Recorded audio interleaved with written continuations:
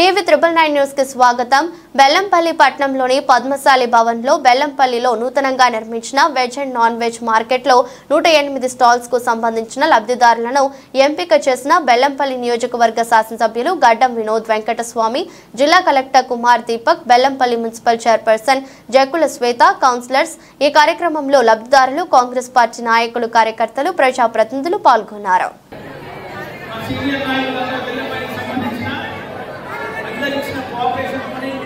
ప్రత్యేకంగా మహిళా సోదరులకు వచ్చి ఈరోజు అట్లా 54 మంది సీనియర్ ఉన్నోళ్ళకు ఎవరో వాళ్ళందరికీ దొరికిన సందర్భంగా కంగ్రాచులేషన్స్. ఒకవేళ ఎవరన్నా దీనికన్నా ఎక్కువ మంది ఉంటే, ఎవరన్నా వాళ్ళ అప్లికేషన్ ఉంటే ఈ సీనియర్ని ప్రకారంగా మీరు ఇవ్వండి.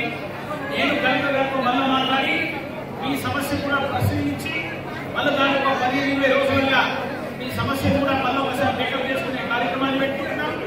అంటున్నా ఈ అలాట్మెంట్ అయిన తర్వాత 10 ఏళ్ల సంది కాని పని ఈ రోజు మీరందరూ ఇచ్చిన సహకారానికి ప్రత్యేకంగా మళ్ళీ ఒకసారి ధన్యవాదాలు చెప్తున్నా.